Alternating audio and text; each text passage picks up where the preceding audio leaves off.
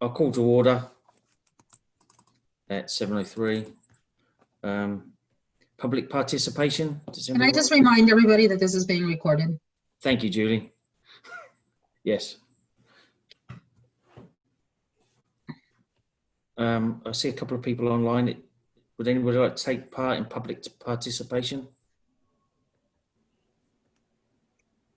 I actually got a question on Sustainable Wakefield today, and I wasn't sure if you guys were covering this. Can you just, you have to introduce yourself and give us your address, please. I am Carol Zubek, and I'm at 294 Main Street. And Sustainable Wakefield had a question today as far as saw that the town meeting warrant has 2 citizen petitions regarding banning the use of styrofoam and thin film single-use plastic bags. This is good, but I'm confused. Thought Wakefield already banned this thin film single-use bags. Can you clarify? And I have guesses as far as I know the state said temporarily they're going to suspend that. So I'm not sure if how that works out, but just thought I'd toss that out there in case it's. So I can answer that, I guess. So the warrant was put in before the ban was lifted, and it was actually to close the loopholes in the ban that we currently had for the town. Close loopholes. Okay. All right. Thank you. We're not sure if they're going to move forward with it in the current climate right now, but it is still on the warrant. Is that right, Julie? It's still on there? Yep, it is definitely still on the warrant because the warrant was set before COVID. And it's a citizen warrant, so the citizens can still bring it forth if they want to. I'll talk about it a little more during mine, but to be specific on the loophole it's closing, it is essentially asking restaurants not to use plastic bags for takeout delivery. That's a major loophole. And actually, I can't remember, Rob, is it thicker plastic? There's something about the thickness too. Yeah, I think it was any plastic bag. Yeah, I think we moved it to any plastic bag. Yeah. So it's very unclear whether it's going to move forward or not. Thank you. No, you're welcome. All right, so, any other public participation? No. No, I see none. Okay. And could I get a motion to approve the minutes for May 14th? I sent them out beforehand. Hopefully everybody had a chance. Does anybody have any comments? I see none. I'll make the motion to accept. Okay. Can I make that on my own notes? I'll second. Have a second? I'll second, yeah. Who was that? Sorry, I missed that. Mary second. Oh. So Mary, all in favour? Sorry, all in favour? Mary? I have to do roll call, sorry. Technically have to do Hang roll on. call. Yes. So I'm just going to go across my screen. Mary? Yes. Me, aye. Robin? Aye. Claire? Aye. Tom? Aye. Julie? Yes. And Susie? Yes. Thank you.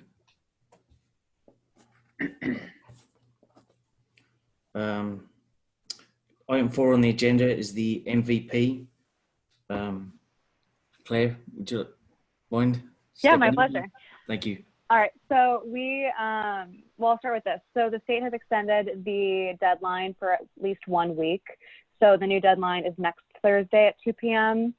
Regarding the one that DPW is submitting with ESC specifically, we are on track to submit. That's done today. I'm probably going to submit it sometime tomorrow. I just want to read through it once more.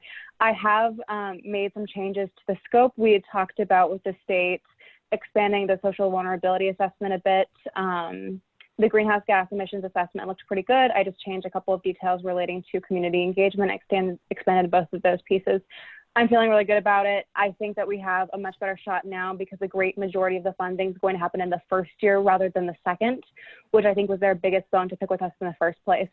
So fingers crossed, feeling good. That's the first one. The other one we're submitting is through Public Works, and that one is the Lake Quannapowitt Main Streets project, which was presented to Town Council on the 11th of May, I believe. So we received unanimous support there, and we are set to submit that early next week. And Any questions? So we can actually do a letter between us all now. We didn't have time. I don't know if Susie wants to speak. I know Susie got hers Oh yeah, thank you and for the letters. for everyone who took the time to sign letters of support. What I had done, I didn't change any of the letters of support from the first round of application, but I did change and have updates to the second, and that's for the Lake Quannapowitt. So anything for the greenhouse gas emissions and social vulnerability assessment, I used all of the pre-existing letters of support, no changes there. I'd say the biggest change that's happening that is pertinent, I should have mentioned this, was that Jen Calais was the ESC member for that particular grant application. She's still working on the assessment and she's still listed as a project team member, but we will need probably a specific person from ESC at some point to be a part of that project if we do get funding. I've written the grant in a way that I think allows for some flexibility there. I've just identified who makes up ESC and all the different things that you folks work on and different goals and what your kind of mission statement is. I think that it'll be fluid enough where anyone who wants to look at it can, but most likely we'll need a singular person to be designated for that grant application if we do get funding. Okay, so would you like a letter of support from the whole of the ESC? I think that we're all set for the Okay. Social vulnerability assessment. I think I have all the letters of support And you that are got necessary at this point. Susie's. Yes, Susie really came through with the entire school committee, so. Thank you. Well done, Susie. Thank you. Okay. All right. Does anybody have any questions that they want to ask about the MVP? When do you think what's the process? So we submit now and then find out midsummer? Yeah, so I think they're saying, let me check. They're checking right now, it's supposed to be about August 20th is what they're saying. So end of August, beginning of September is the expectation. Obviously, I think that with COVID, some of that might be a little bit more up in the air, but this is all designated funding already. So I don't think that we should have any issues with that respect. I just think that their time frame might change a little. Okay. Great. So moving on to item 5. So it's split up into, hang on, how do I do that? Sorry. I'm trying to, how do you share a screen? So first on the agenda, I had green communities. Tom had asked about it last week, last meeting. So I was going to try and, oh yeah, there we go. Can you see that? Mm-hmm. I'm in a green community. Yeah. Okay, great. Thank you. All right. So it was brought up at the last meeting, so I put it back on the agenda. It sort of had gone on hold with COVID-19. Tom brought it up at the last meeting, so we're just going to give a quick update of where we are. Julie was going to have someone come to town meeting. Do you want? Yeah. Well, so the state actually reached out to us, February, and kind of had said we were not one of the members. I can't remember. A good majority of the 351 municipalities in Massachusetts are green communities. Towns and cities with municipal utilities have tended to lag a little bit because there was a bit of a higher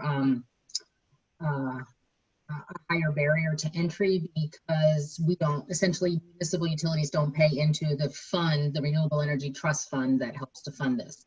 But a lot of utilities have figured out their way around it, and there's actually a loophole in the legislation whereby if there's any household in your town that is serviced by what they call an investor-owned utility, so either an Eversource or a National Grid, then you don't then you're exempted from that criteria. So it looks like, and we do indeed have that. Tom, I think Jen was checking on that. We may still need to document it.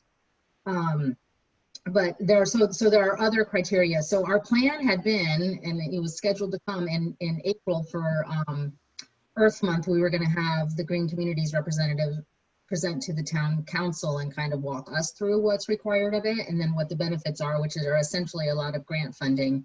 Given COVID, obviously, just didn't make its way as a top priority. But I do think it's probably something that we should revisit it will take at least one of the 5 criteria will take a town meeting warrant, and I think that one has to do with zoning. So I don't think that this is probably top priority for right now, but I think because, you know, Tom, and we have some new people here, it's probably worth kind of looking through this again. And maybe what we do is have the representative from the state come and present to this committee, because I think we probably should understand it pretty well.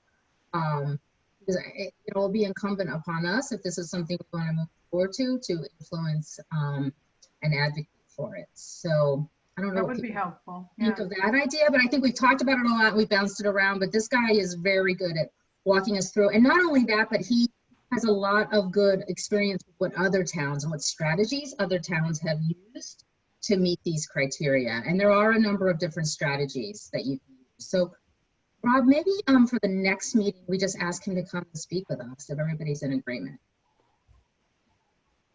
Yeah, would everybody be happy for him to attend and give us a walkthrough of the criteria? Yeah. Okay, I will take the responsibility. Robin put me down for this to reach out to him. Julie, is it number 5 that is going to require town meeting stuff because it's about changing code, stretch code stuff? I feel like from past conversations. Robin knows more about this. Yeah, go ahead, Robin. So stretch code is about the energy code, and the town can't vote on it. It's about adding, it's something else. There's a different criteria that often gets added into zoning to make it apply. And I'm not read the criteria in a while to realize where folks have often, or folks being towns having to do some zoning things, but yeah, I'm not familiar with a community of a town that hasn't had to go to a town meeting to make this be implemented. So, but just so folks know, over 2/3 of all communities in Massachusetts are a green community. We are strongly in the minority. Is 1 and 2 also potentially need town meeting because it deals with zoning? There we go. Number 1 is the zoning one. Yeah. Yeah. So, 5 is the stretch code, and I don't know how code gets into. Well, I think one reason also we were thinking of November as a better time frame for this. We're in transition right now with our building inspector, and so we're about to hire a new building inspector. And so when I think that person is onboarded, we can sit down with him or her and really talk through, because either way we're going to need the buy-in of the building inspector. no, actually, I disagree. I don't think you have to buy into it. If the community decides this is a rule, they have to enforce it. They don't have to agree with it. Very, very good. That's true. But I think we can certainly, we'll talk with the new building inspector and get his opinion. But you're right. It certainly benefits if they agree with it. And certainly requires them understanding how it applies. But they don't have to love it. Yeah. But we hope so. We hope we hire somebody that is supportive of it. That should be a question to ask, is what their feelings are on the stretch code. Yeah, there's a hiring committee within town. I think Steve. I can reach out and ask that he ask that question. So that's a good idea. Yeah, I'll do that as well. So, okay, but let me have, I think his name is Devin. Let me have him hopefully come to our meeting. And again, he really has some good input on the different strategies and angles that communities have used to make this work. And he's good about kind of saying, oh, a community that has this, sometimes you think about it this way and you can make it work. So I think that's the right next step. Okay, thanks. Yeah, we'll put it on the agenda and try and get him here for next meeting. Okay. Which is July 9th. July 9th. Thank you. Thank you. So next on the agenda, so we had some discussion last meeting about the plastic film and the Greenwood PTO collecting plastic, all types of plastic bags to build a bench. I reached out to Steve Mayo, and he said we could put a barrel at the town hall, which is there now. And there's a couple of other barrels on their way from Trex to be able to put them at different locations. One will probably go at the Greenwood, and one temporarily at the farmers market while that's running for the summer, and then move to a different location after. I actually have, Julie did Rob, are those in place or not? one's in place The at one the at town hall. We is- haven't quite advertised it yet. Julie, Jen McDonald from Communications is going to put it on Facebook and post it for us. Julie did the flyer and put it all together. It's really nice It's a looking. great flyer, yeah. It's Could I most- make one suggestion on the flyer? Sure. Could we have the word Wakefield on the top? Oh my goodness, yes. It's kind of buried on the bottom, but I think it's important that it's Yeah. noted as a Wakefield initiative. Absolutely. But if other Oh, Oh, people yeah. from out of town want to help us get a plastic bag, I don't think I'd say no. No, As not long at as all. what's that? Not at all. Let's put them everywhere. Just kidding. We're gonna have to get up to 500 pounds. Yeah, you see it there, 500 pounds so to get the the bench. bottom. Do you Which is see a the lot whole of screen? bags, but there's a lot of bags included in the criteria that can be collected. Yeah. Do you get to see the whole screen when I put it up like that, or do I need to scroll? You need to scroll up. Oh, Julie, do you know if the bag, just looking here, I would assume they are, but the bags from the air wrappers that you get in shipping, I see the bubble wrap. You know, Bubble wrap, yes, those do. I looked at those. They are included. because I know that there's quite a bit of those that come in lots of shipping. Yeah, and that's on the flyer too, which is good. And that's exactly what the bench will look like. We'll get to pick the color. Very excited. So how is this being advertised? So as Rob said, Jen McDonald's working on some social media on it. The Greenwood PTO is all over it. So they are definitely reaching out to their networks. I will confirm that they're going to reach out to the larger kind of PTO networks. And then I really think I was going to do, or somebody else wants to do, something for the newspaper as well. Because we'll have a bin, like Rob said, we have a bin already at Town Hall in front. And then we have two more coming from Trex, and we're hoping, and one will go to the Greenwood, and one will be used at the farmer's market collection. yeah. And then we just had a couple of other outstanding items, and that we'd asked Steve just about trees, and he said if anybody wanted, obviously does. For the class of 2020, he would welcome it. But at this time, he wasn't looking to use any more green space for any rock gardens. So that was, he got back to us on that.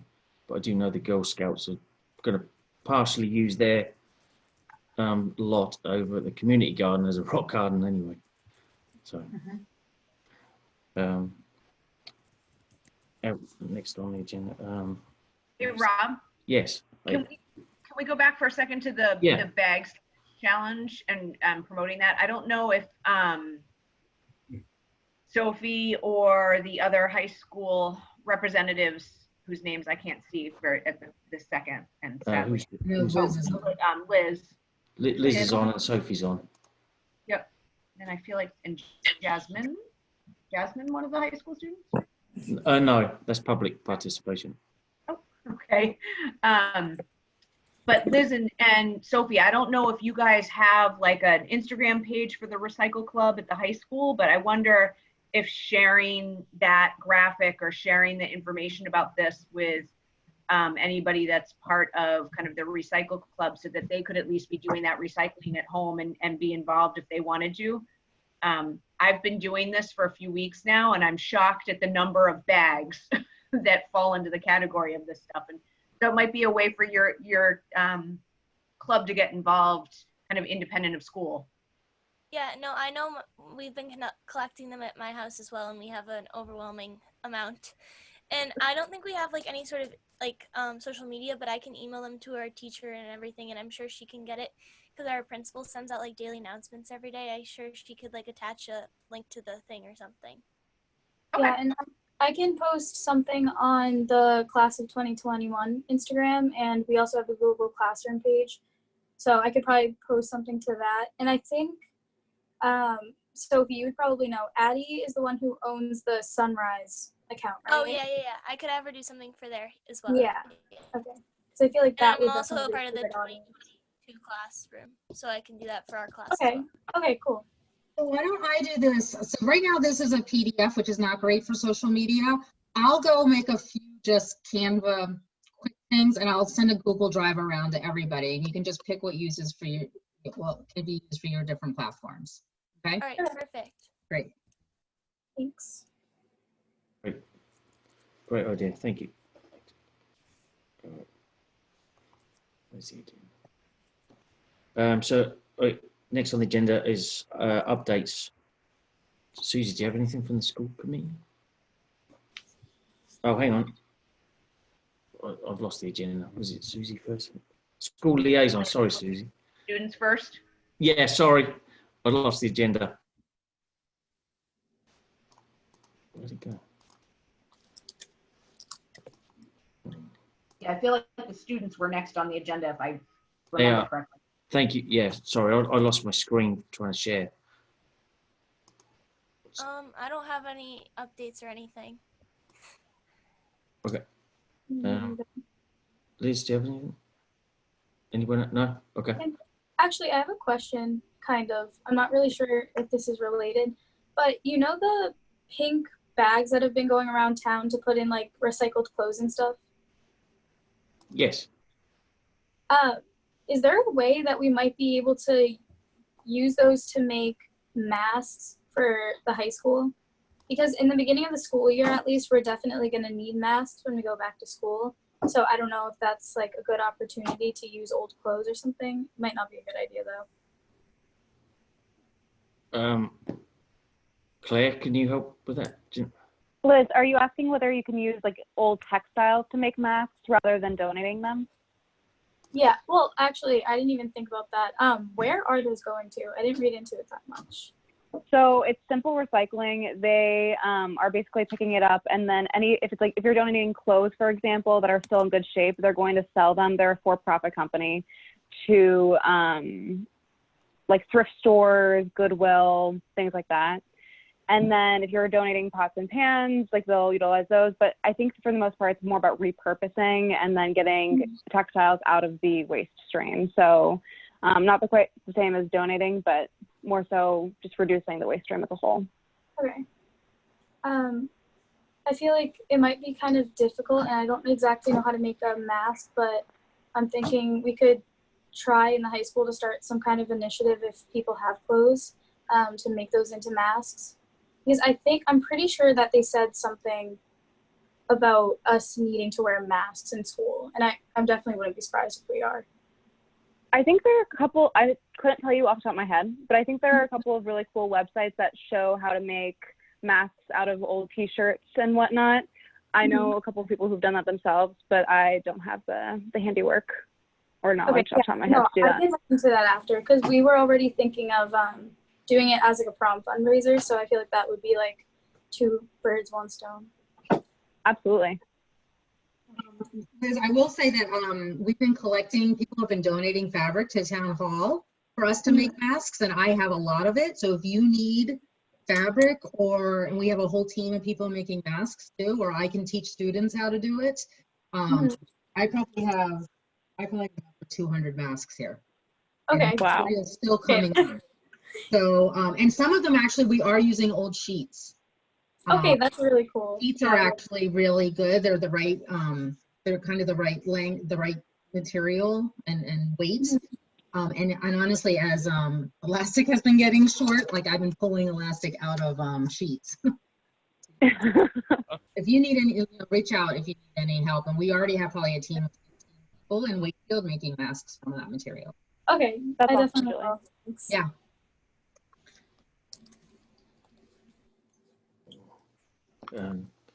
Susie, do you have anything to update us with? Nothing. Yeah. Only because I continue to feel the same way about not really feeling comfortable talking a lot about kind of recycling and food rescue, and with everything that the team is up against. You know, there's so much to figure out. I think next week we're supposed to get guidance from the state about what the fall,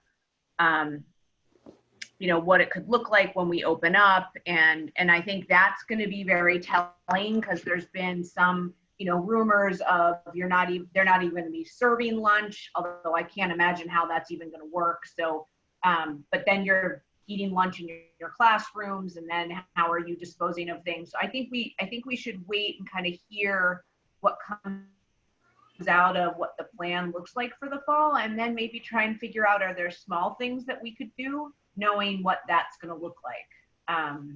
But yeah, I've been reluctant. You know, my big thing was getting everybody to agree to sign Claire's letter. You know, I didn't. Yeah, I feel like I gotta be careful with just so much stuff going on. But let's wait and see. By hopefully maybe by our next meeting, we'll know a little bit more. So no real news from me. Okay. Yeah, understandable. Thanks. Julie, do you have anyone else comment? Yeah, I definitely empathize with Susie. It's tough with everything going on to make this a top priority, but I am trying to wiggle it in where I can. The town is putting together a really great guidebook for businesses that are opening and restaurants, kind of helping to give them guidance and understand the policies that are changing constantly. So, and you know, I'll talk about the warrants in a minute, but when you look at particularly the restaurant reopening rules, there's a lot of things like use throwaway utensils, or you can use utensils that you wash, but they have to be wrapped in a certain way, and that may cause more plastic. So I did talk to Steve today, if anybody's interested in taking this on, where we could get a kind of a best practices page in that guide that's going to all restaurants, which really they're trying to link out. There's just something that says, you know, we encourage restaurants to, you know, use recyclable or compostable takeout containers. Really just some of the things that we would have liked to maybe put into a bylaw in town meeting. It may or may not happen, but we could encourage people to do kind of practices now. I do have a call into the Chamber of Commerce to see if they might want to collaborate on something like this. They're doing some group buying on, I don't know whether there's any opportunity there, but they did a survey. I think I mentioned this at one point. They did a survey where a lot of their members were interested in the environmental. So I'm really just trying to find ways to kind of gently offer up that there might be other ways to do things, and, you know, give people the resources. By no means are we doing any mandating. So I did talk to Steve about that. If people want to collaborate on kind of coming up with a one-pager, or putting something on our website that he can link out to. In a lot of ways, we have some of that already. Maybe we just need to relook at it in the context of COVID. But he is more than willing to include that in the guidebook. Any questions on that? Who's actually producing the guidebook? The town is. It's a town, and it's really a living document. So as things change, people can go and see how streets are closing down or what best practices are. So we can. Julie, would it be useful? I was at a restaurant in Salem, and the takeout, you know, came in the standard box container, which is lined in plastic. So that was garbage. But the utensils they gave me and the sleeve that the utensils came in were all compostable. So I took a photo, so I have the brand information. So is that useful to pass on? I think anything like that, we can just kind of keep a running list of, here are some options. So, yeah, definitely send that over, and we'll try to kind of do some group gathering of information. So that's that. Just going back to the warrant for a moment. So as there's two warrants, and I know number one is 27, one is, they're very late in the warrant package. And so anybody who doesn't know, town meeting is happening on June 20th, which is a Saturday, which is unusual for us, but given COVID, that is the decision that was made. It's going to be held at the field house at the high school. The seating is going to be set up so that it's distanced. It's likely to be a very long day. It starts at 9 and we're going to go as long as it takes to get through a warrant that is, I think, at least 30 articles in. There'll be a lot of budget items early in the meeting, and then there's a lot of capital issues like the public safety building. Towards the end of the warrant are the 2 citizen warrants. One that would have that would ask the town to vote on not using styrofoam anywhere in town, and a second one that, as Rob spoke earlier, would close the loophole on some of the plastic bags. So restaurants, some of the fitnesses, and included in that an add-on of giving away disposable straws. Again, those are citizen warrants, so they did not come from a town body nor this body. I think we talked previously that anybody can certainly speak on those. It will really be up to the citizens, who I don't think are on this call, whether they want to bring it forward or not. And there is some talk around, particularly around the plastic bag one, that may not be written consistent with the original ordinance. It was borrowed from Melrose. The town council is actually going to look at it tomorrow. I just got a note on it. This is only my personal opinion, not my opinion as a counselor, not my opinion as this. I personally am probably going to I think it's a great idea. I think it's probably the wrong time.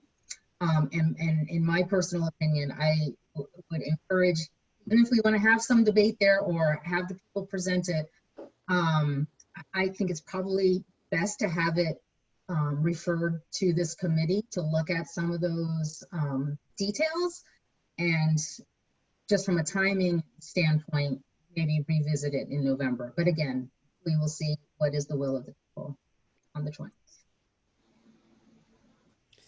I have a question about plastic bags, and actually it's more, does anyone have heard anything about the governor lifting the reusable bag question? And is there anything as a public committee we can speak out to our thoughts on the ban of reusable bags? I have seen, there's one of the big environmental groups that works on plastic bag legislation, and I have seen in their listserv some discussion of it. If I can, I'll try to find that and send it around. There may be a way, or there may be a letter circulating to sign on to on that. Because we got the recyclable cans back, which is great. Yes. I mean, as far as I'm in infectious disease meetings every single day around hygiene, and there's no clinical evidence that I've seen that would justify any such ban. There would be no difference between those surfaces. And so, you know, in my mind, this makes no sense. I think people's perception of a plastic bag is more of what's driving it. But again, I was on a call today with an infectious disease expert, and I'm on many, and they go through, you know, procedures and processes with physician practices, and there's nothing of the sort. I mean, even you can go as far as to say, you know, gloves, the only difference between wearing the gloves, rubber gloves, for example, and just washing your hands is that there might be a less likelihood of you touching your face if you're wearing a glove. But other than that, just washing your hands does the same thing. So, you know, a little different if you're, you know, a physician doing a procedure, but just in terms of like the cleanliness. And so I even have gloves, but then I was like, why am I doing this? I can just wash my hands. And if you're washing your hands right or using alcohol, you know, so there's protocols on, you know, hygiene and cleanliness. There's no evidence that I've seen that actually justifies it. And so if anything, that should be the argument, like, you know, why go backwards when there's no evidence for the need? Bringing cloth bags into the stores, they were just unsure of cloth bags. I think it's less that the plastic bags are, you know, you're right, the surface doesn't change as, you know, somebody bringing in a cloth bag. But even cloth bag, there's evidence that sunlight is going to kill it within a short period of time. So UV light, which is sunlight. So if you go outside, you know, if you're walking to your car, arguably that's going to kill it alone. So I think there's a lot of perception with plastic bags that it's not doing anything different. Yeah. I followed this a lot, Oh, hang on. and Sorry. How do we?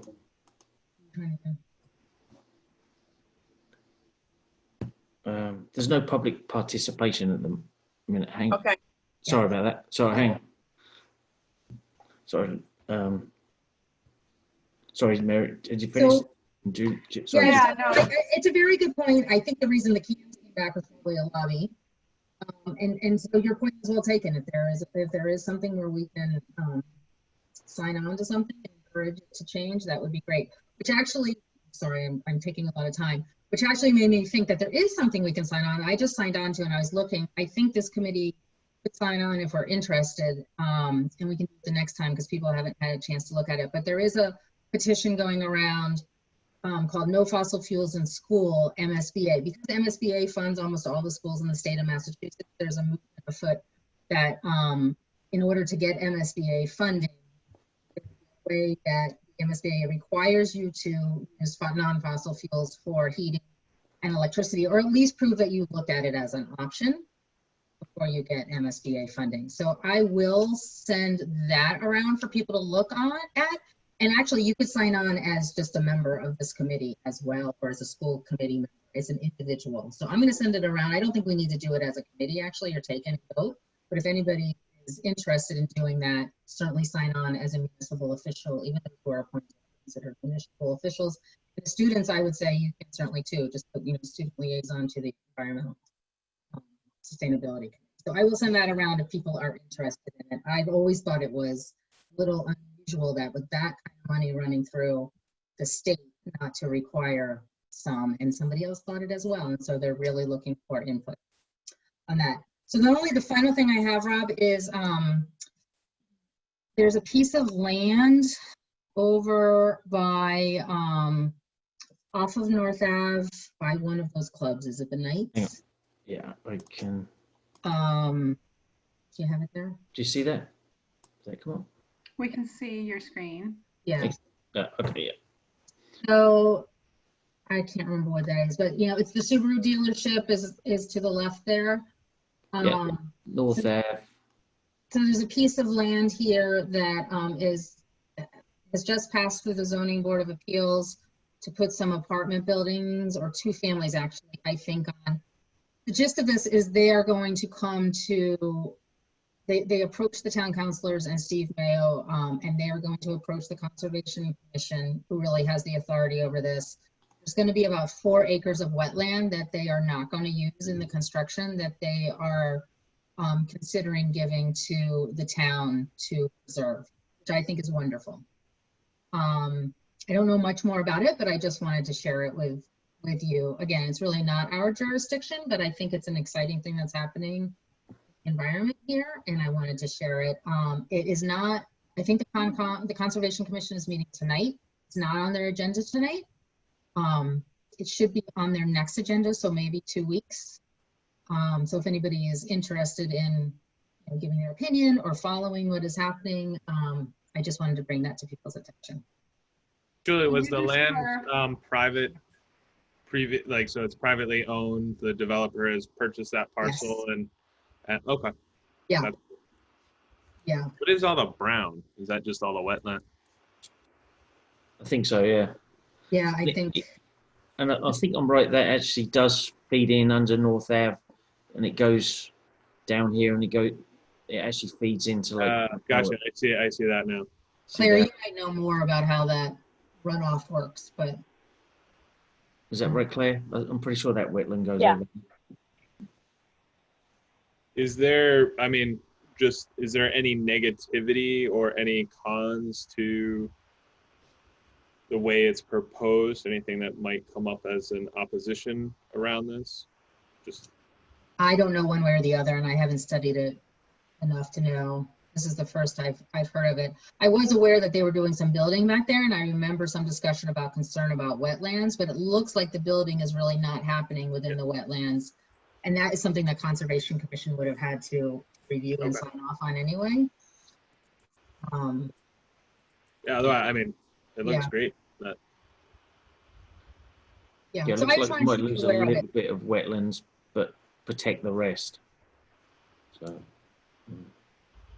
I think whenever we could get land kind of taken out of private hands and preserved for, wetlands and things like that, it's probably a good thing.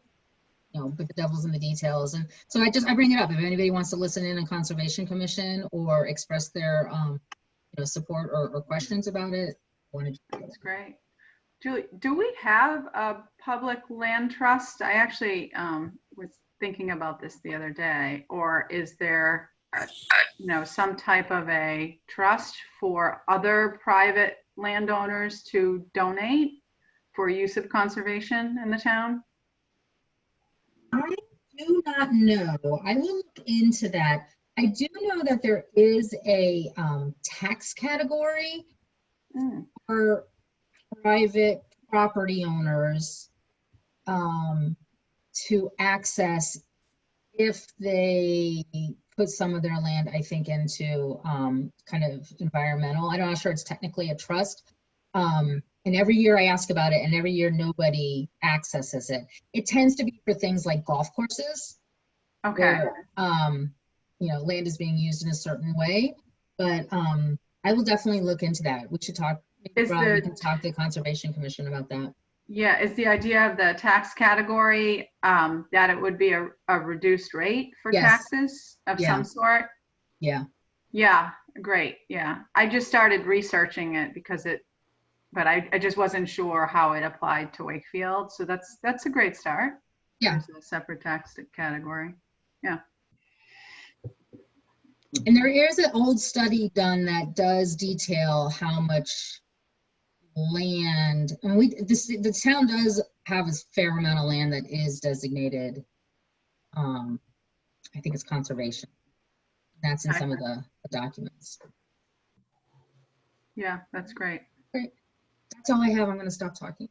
I think. Do you want me to add land trust as an action item or put it on Yeah, the agenda? I think it's something worth looking into, just to know. I think it's important to know what tools are around to achieve our goals.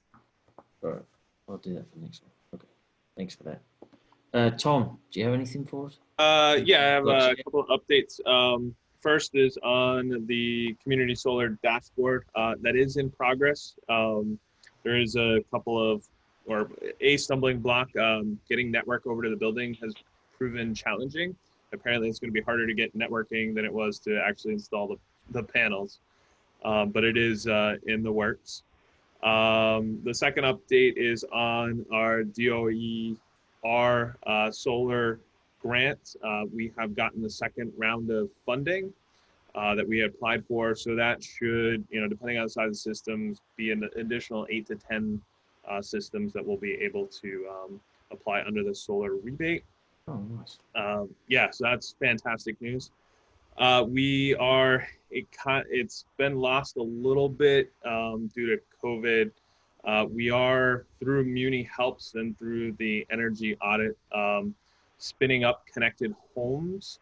So look for announcements on the specifics around that. So folks that have certain devices can be connected back through the Muni Helps through MWEC to help us with demand management. So think of your hottest summer days and stuff that we can actually help manage some of that load. So through your participation of that through the connected homes. So they'll look for more information around that. And then go ahead. Question. I don't fully understand what you're suggesting. Is this one of those load shaving? So you would take over people's thermostats? Peak shaving, correct. So where you agree to, it's both there'll be battery, hybrid, electrical hot water heaters, heat pumps, those types of things. So if you have these specific devices during peak events that you agree to say, you know what, let the utility turn my thermostat down by or up by 1 degree if we're in, a cooling mode, and you'll get a credit for that.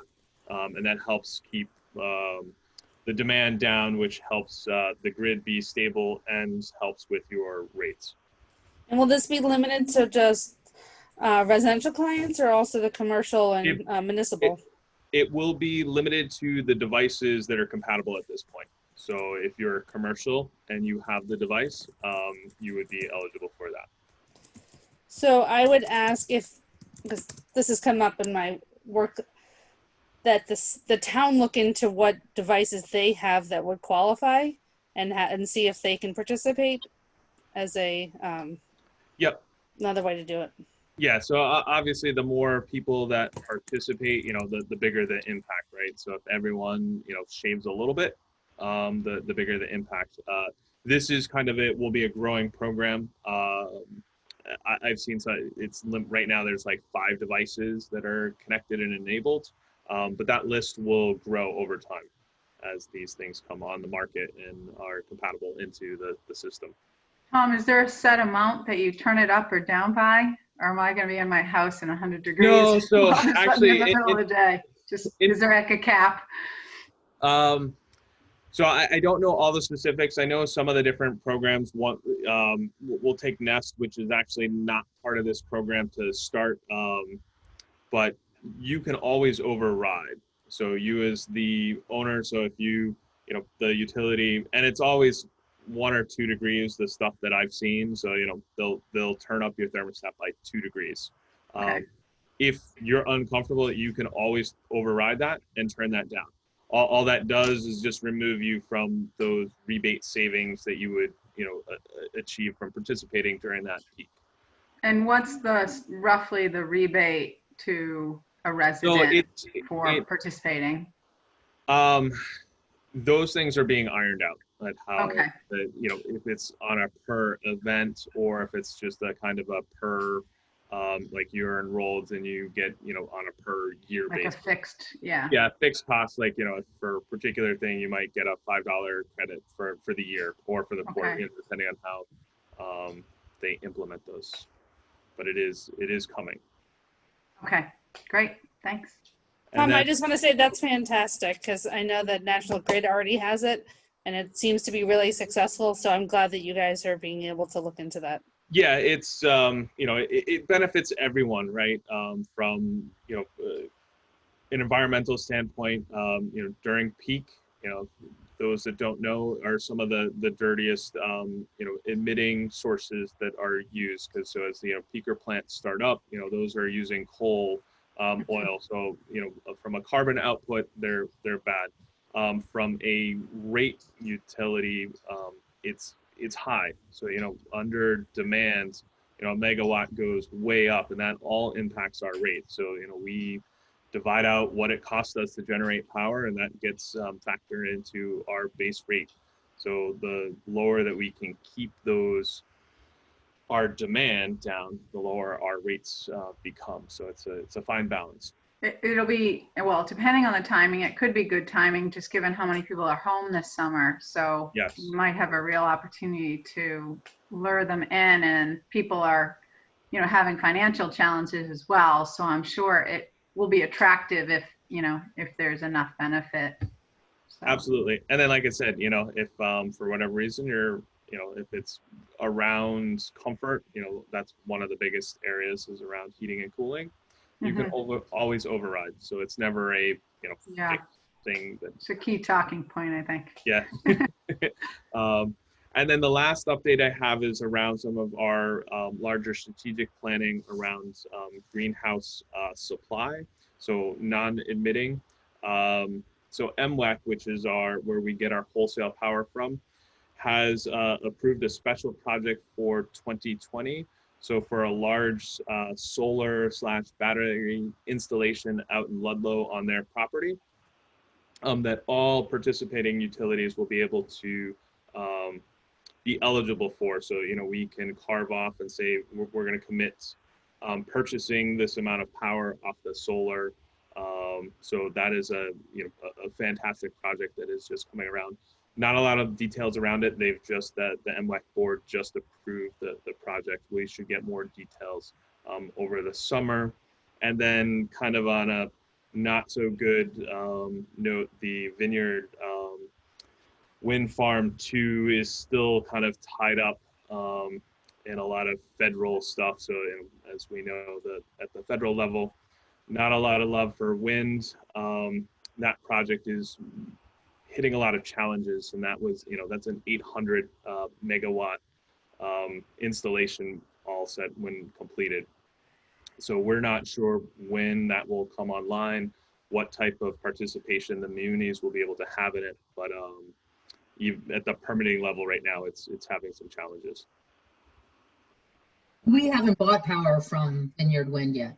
No, there's not even a vehicle for munis to That's what I thought. into that. So MWEC is actually, working on negotiating, but with all of the challenges that are happening at the Fed level to just get it off the ground, there's really no forward progress there. Yeah, and that's an offshore wind. That would be the first offshore wind project in Massachusetts. Any questions for me? Right. No, Next thank up. you. Claire, can you chime in on DPW? Sure. I'm glad to hear that you've all gotten your pink bags. The official launch date for Simple Recycling is June 15th, so next Monday. But if you've noticed, they have been doing their rounds for the past 2 weeks, picking out bags people like left their bags out early just because the date was printed wrong. So that was nice of them. So we didn't have bags sitting around for about 2 I or 3 did that. weeks prior. I left mine out before, and no one picked That's it up okay. though. Oh, no. Yeah, they just started doing it. So we appreciate them for making sure that wasn't something that was reoccurring.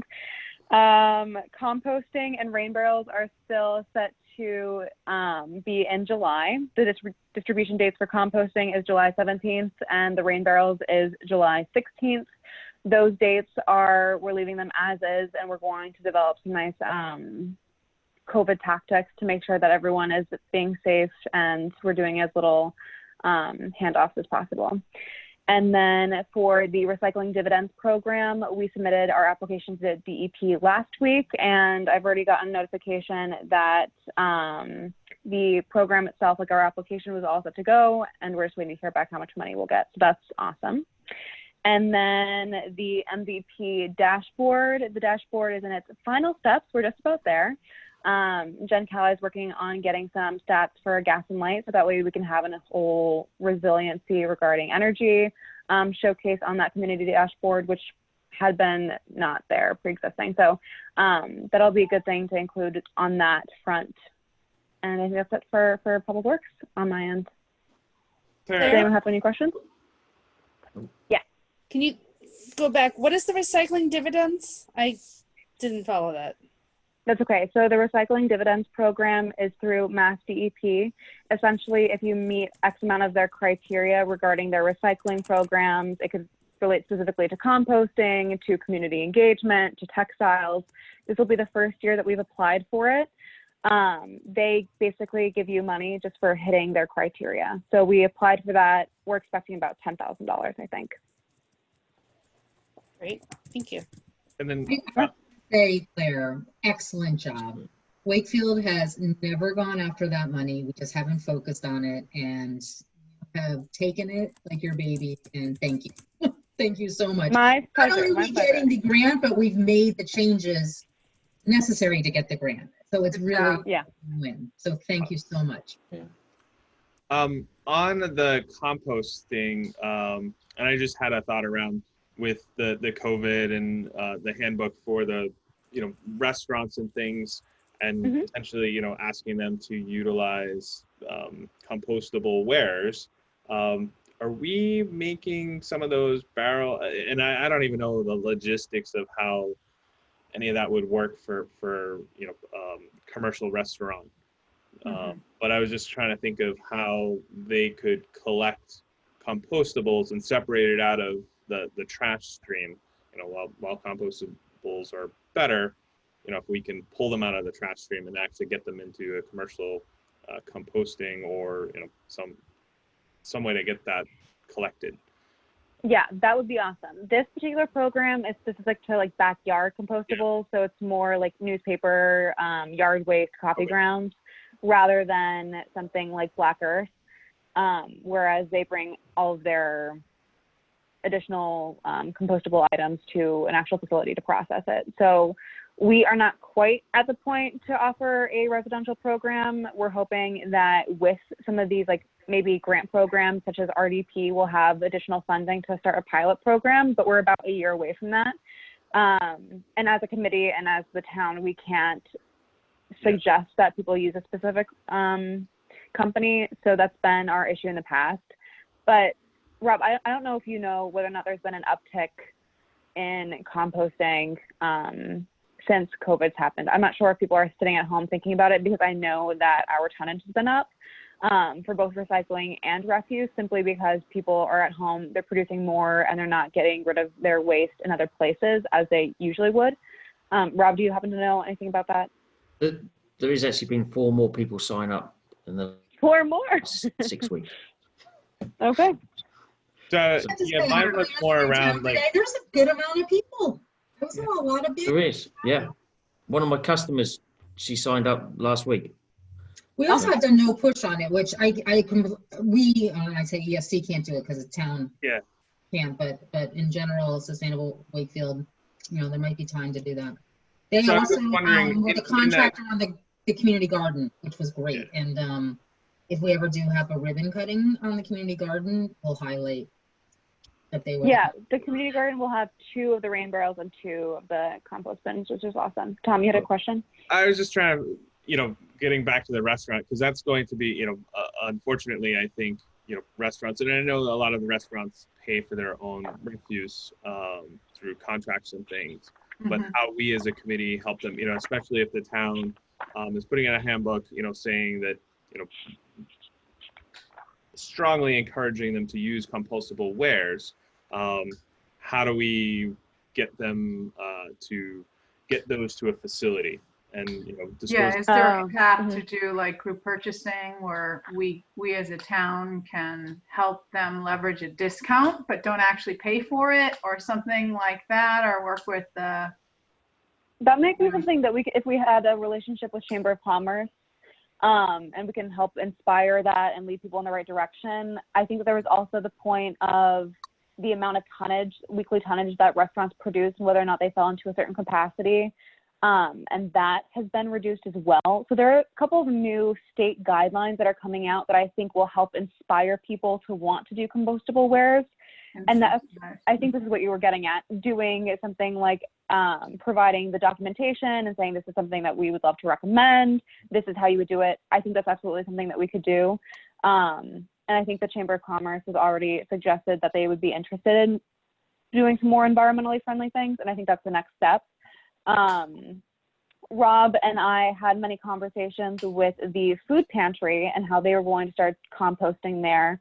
That has been pushed back just because of COVID, but I think that would be a perfect example of one of our town entities going towards composting because of the amount of food or otherwise compostable like refuse that they're curating that has been going in the trash for however many years. So they would be a cool example to make of.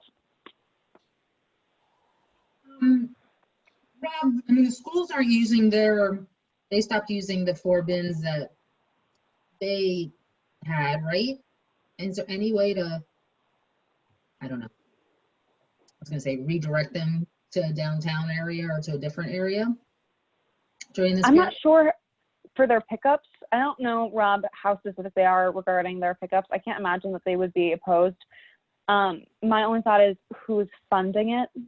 Right, so the I funding can't remember. for that, for the Or we school, just haven't been using it, right? yeah, WEF funded the recycling, the composting for the rest of the year. So maybe is it just rolling over for them then into the new year? Yeah, and Okay. but We we don't actually know if we'll even be able to use it. I mean, maybe the actual cafeterias may be able to, but the kids won't be potentially using it again.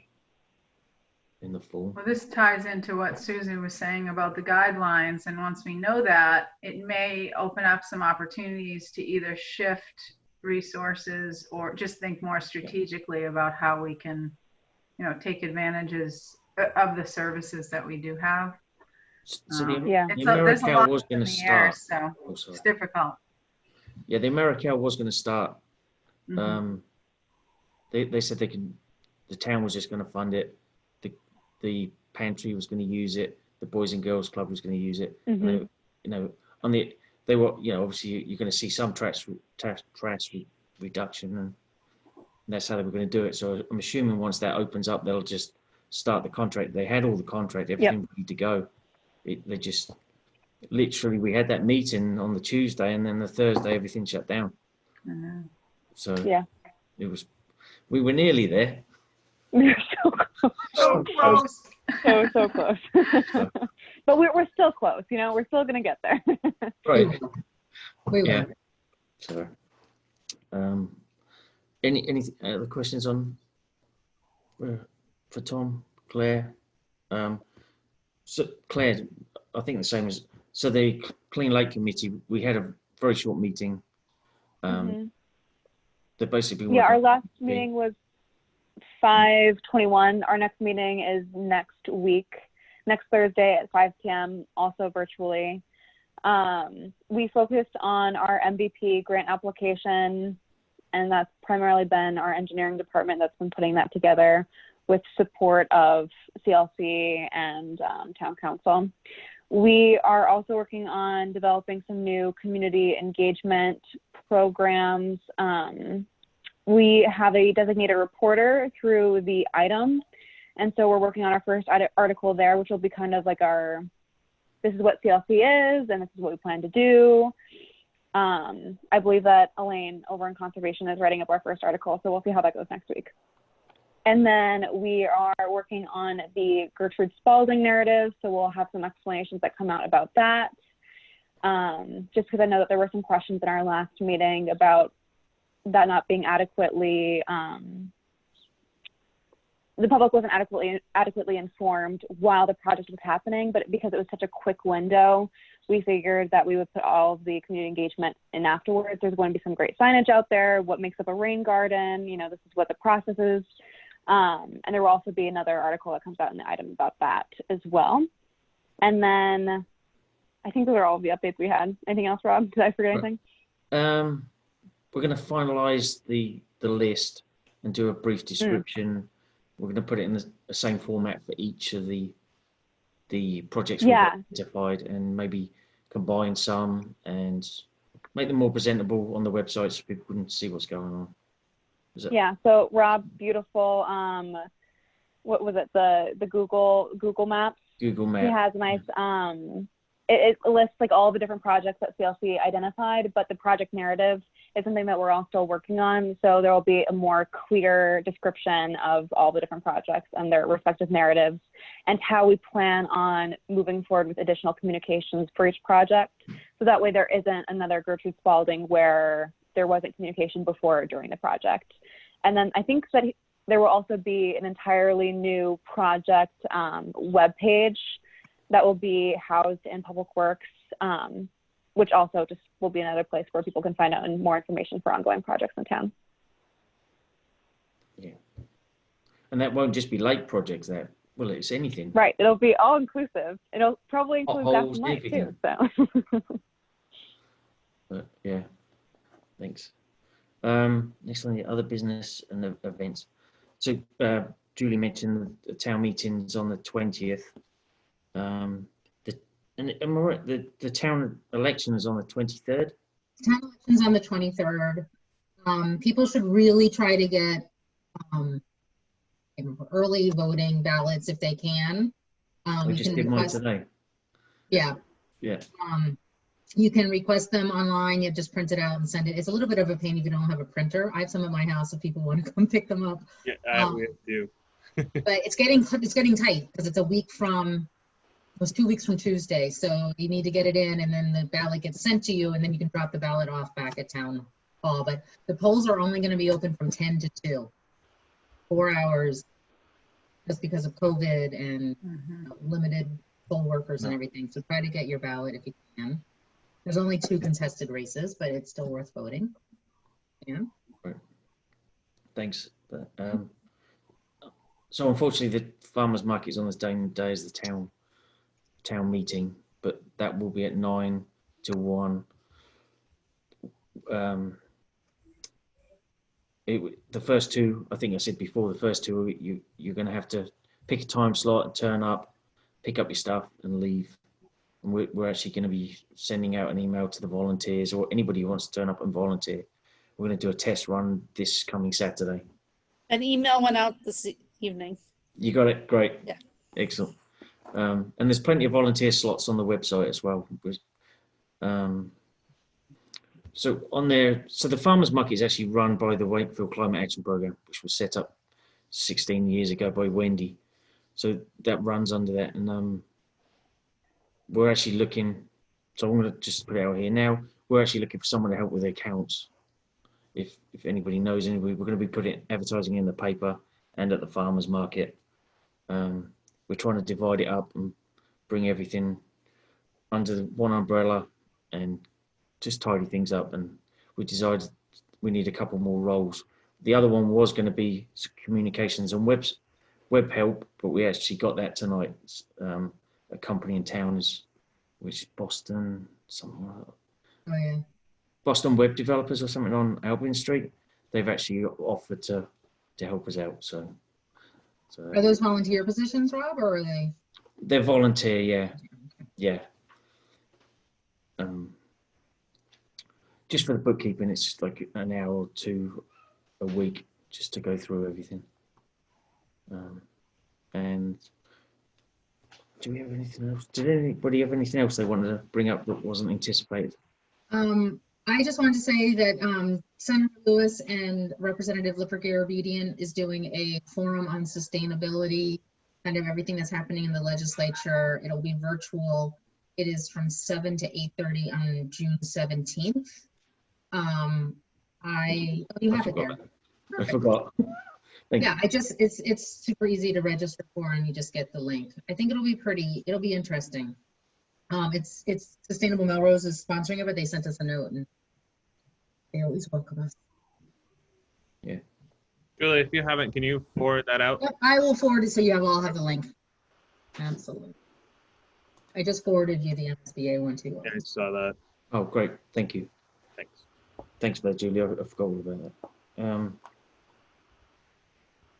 Anybody else have anybody they would like to bring up? No, okay. Next meeting is July 9th. It'll be at 7. I'll send something out beforehand. Motion to adjourn, I guess. Nothing else anybody else would like to bring up?